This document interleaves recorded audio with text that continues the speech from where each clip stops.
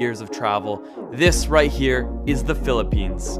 Having spent almost 4.5 months, 3 separate visits in the country, I've seen and done a lot of things here, and because of my recent trip here, it was time to update my top 10 to the Philippines with the 2.0 version. Strap yourself in and get ready for what will be your next tropical adventure, the Philippines. Let's hop right into it with number 10.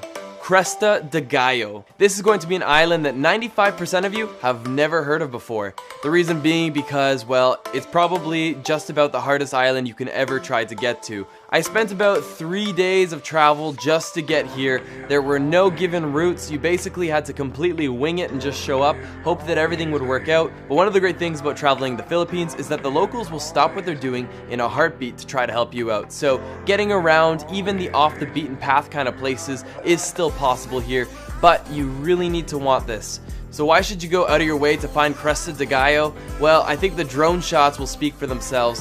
When you show up on this island, you feel like you're on Castaway. You feel like you are stranded in the middle of nowhere. You might as well start screaming Wilson because there ain't no one coming. We were fortunate enough that day to have had the sun on our side, and we got a remarkable sunset. We watched it on this narrow white sand beach. Cresta de Gallo is for those who are willing to go the extra 1,000 miles to see true beauty. Now, let's move on to number 9.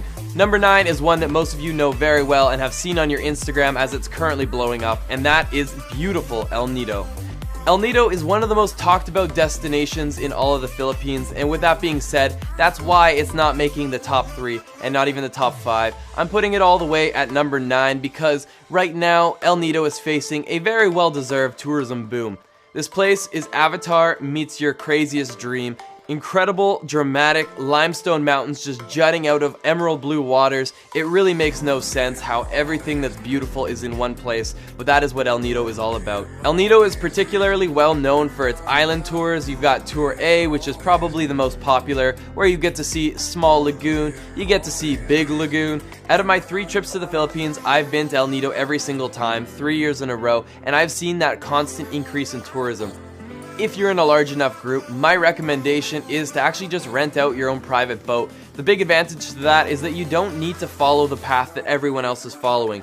And one of the great things of having your own private group is that you can call the shots. You don't need to follow everyone else. You can just go to your own islands and make your own adventures. After seeing Small Lagoon, we actually asked our driver just to take us to a private island. We had lunch on this island, pretty much just us and another boat. Overall, that was for me the best way to enjoy El Nido. But one warning is that you might miss out on the social atmosphere that can happen when you have a great tour group. I've also had one of my best ever dives here in El Nido. I saw barracuda, sea turtle, I believe I saw a seahorse, a bunch of other incredible marine life. This was definitely a remarkable diving spot. There's one other thing that you cannot miss if you go to El Nido, and that is the beach called Nacpan, the most beautiful beach in the entire world. Number 8 is the island of Bohol. Bohol is one of the most diverse islands you will see. High-end hotels, hostels, everything is here in Bohol, and that is one of the reasons I love it so much. Whether you want to spend your day on the beach or go and explore the beautiful chocolate hills, there's so much that can be seen and done here. Not to mention, this is home to one of the most unique creatures you'll ever come across. It looks like a monkey that had a baby with an alien. It's called a tarsier. They're very, very nervous. Do not use a loud voice. Be very quiet, otherwise they literally could drop dead from a heart attack. I'm not joking. There are 2 main parts of Bohol. There is Anda, which is in the north, and I thought it was beautiful. I really love this blue hole we found, but I gotta say the beach up in the north, when I was there 1.5 years ago, was very dirty. Hopefully they've taken care of that. And in the more southern tip of the island, you have Alona Beach, and this is probably where I would recommend you stay. All sorts of different hotels and accommodations, pretty good food, pretty good nightlife, and it's a great place to start your day trip if you're going to be doing the Tarsier Chocolate Hill day trip. That can all be done in one day. It's one of my favorite day trips that I've ever had. Now, number 7 is definitely for all you lovers out there. This is the secret hideout of Palawan.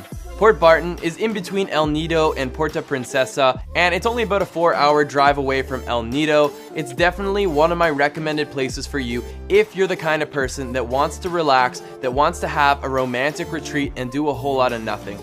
how I best describe Port Barton is candlelit dinners on the beach and lights out by like 9 p.m. There's a couple bars on the beach, so it's not to say everything shuts down. Unfortunately, my time there was very limited and I did not get to do the island hopping tour, but I've heard it's one of the better ones, so definitely try and check that out. There's also known to be a lot of sea turtles in this area, so do a bit of snorkeling and you may very well encounter yourself with one of those dudes. Finding Nemo. Alright, for number 6, I'm actually going to do a two-part because these two islands are very close by and they would definitely make an incredible trip. But let's start it off by talking a little bit about Tablas, a place that is literally so unknown that I have to say I feel a little bit proud that I even found it.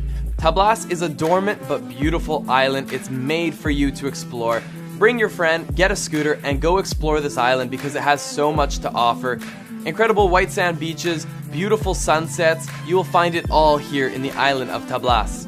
And one of my major finds on this island here was this resort right here named Footprints. If you're going to Tablas, they are my #1 recommendation.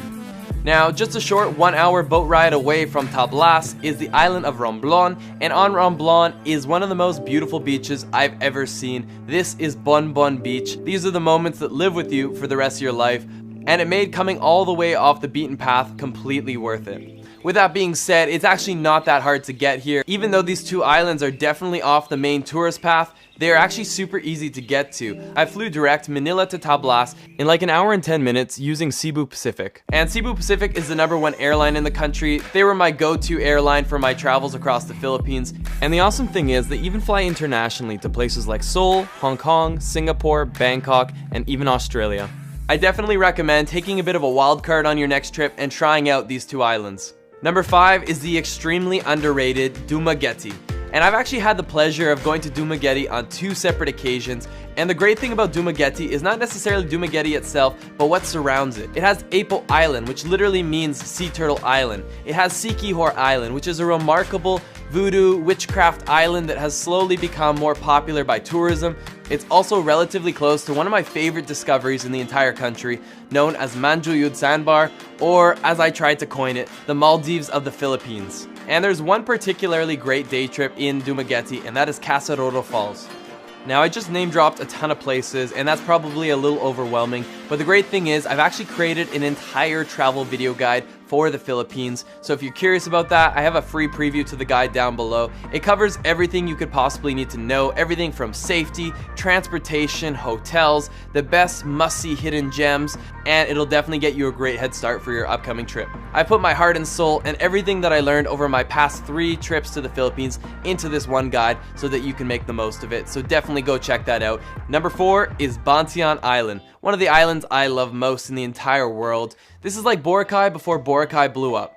Bantian's not exactly the easiest island in the world to get to, but the slight challenges that come with getting there are 100% worth it. That seems to be a trend here. The more you put into getting there, the more you're gonna enjoy it, and typically it also means the less people that will be there. And if you're like myself, it's great to have a beautiful white sand beach to just yourself and a handful of other people. For me, that's what travel is about. It's about experiencing the things that few others have seen, and Bantian is certainly one of those places. You'll definitely want to rent a motorbike because the island could probably take you as much as like 5 to 6 hours just to go around. It is definitely a full day trip just to scratch the surface of this island. The people of the Philippines are extremely kind, and it doesn't matter what road you follow down. Typically, they always greet you with a massive smile, and don't be afraid to pull over and actually have a conversation with them. I remember in Bantian, stopping at a random little market and just sitting down and having a beer with a few of the guys. Even though there was a bit of a language barrier, they really appreciated me making the effort to talk to them, and for me, it was one of the highlights of my entire day. So definitely try and make friends with the locals.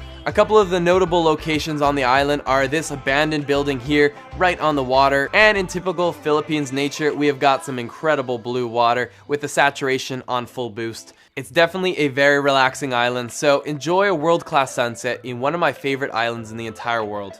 Alright, we are now heading up to the podium. The bronze medal, number 3, is going to Barian. Nothing but beautiful blue water that's formed its way through the rocks. You can do some incredible cliff jumps into the canyon. The water has even eroded away at some of the rock, and it's made for some crazy water slides that go right into the refreshing waters. Now, you would think this would be the end of the experience, but there is actually a cherry on top, and that is at the very end of the canyon, you arrive at what is the greatest waterfall that I think I've ever seen. This right here is Kawasan Falls, also known as the Gatorade Factory. Weather dependent, when you visit, the bluest of waters will be flowing into this little area at the very end, and this is the result. It's definitely becoming a bit more of a mainstream destination, so try to coordinate and figure out the low times to visit, but even if you have to share it with other people, this is still an unforgettable experience. Now, most people would celebrate if they got a silver medal, if they made the podium, but Khurun, please don't cry. You're still extremely beautiful. Number 2 is going to the dreamy island of Khurun. Look at these drone clips. Look at these lagoons. Look at this water.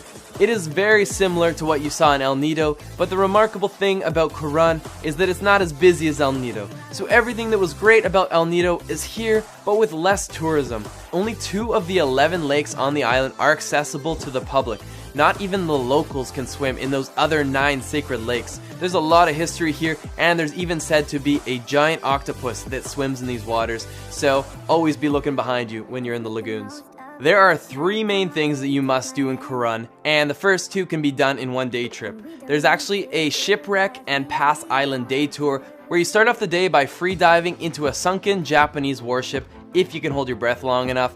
And secondly, you end off your day here at Pass Island, one of the most beautiful islands that I think I've ever seen. Nothing but beautiful white sand beaches surrounded by cerulean blue waters and a whole lot of nothing to do. They even had an island wiener dog. That was definitely the cherry on top to Pass Island. And the third thing that everyone will end up doing if they go to Khurun is of course the lagoon tour. The lagoons here are out of this world. There's many island tours that are offered, but the one that I took me to these beautiful lagoons. It took me to the incredible Kalagaman Lake, and they even showed us a secret lake where we had to swim under one of the rock structures to access. If the weather is right, you will never be able to find something more beautiful than this, period. Now guys, let us find out who has pushed Khurun off of the number 1 spot in last year's top 10. Drumroll please. Number 1 goes to the unbelievable island of Siargao. Siargao, also known as Cloud 9, is surfer's paradise. Right off of the ocean, you're getting incredible waves crashing in on the shore. This is actually where I had my first ever real successful surfing day, and for me it was a very rewarding experience. My nipples were a little chafed, but we're not going to get into that, and luckily the surfing is just scratching the surface. There is so much that you can do here in Siargao. There's some great hostels, some amazing hotels, and they even have 6-star resorts like Dedon Island Resort. This is a truly world-class luxury experience. There's the emerald green Sugba Lagoon, the incredible rock pools of Magopunko. Probably didn't say that right, but we're gonna move on. And the awesome thing is, Siargao is just one island that's surrounded by other beautiful islands. There's Naked Island, which, by the way, it's probably frowned upon to be naked there. There's Guyam Island, and several others that will all be fit into your island hopping tour, so that's for you to explore and find out. And it's actually becoming a lot easier to get here. You can actually fly direct now from Manila using Cebu Pacific, and you get there in like an hour and 45. Good nightlife, chilled vibes, all in one place. This is Siargao, and that is the reason it is my number 1 must-see place in the Philippines. That is the top 10 to the Philippines. I hope it helped you with your upcoming trip, and if you are coming, then you'll definitely want to check out my free preview to my 5 hot tips to the Philippines. It'll be a great head start for you on your trip. Look no further, check the link in the bio, and if you're new to my channel here, I would invite you to become part of Team Get Lost by hitting that subscribe button. So guys, without further ado, let's get lost again in the next one.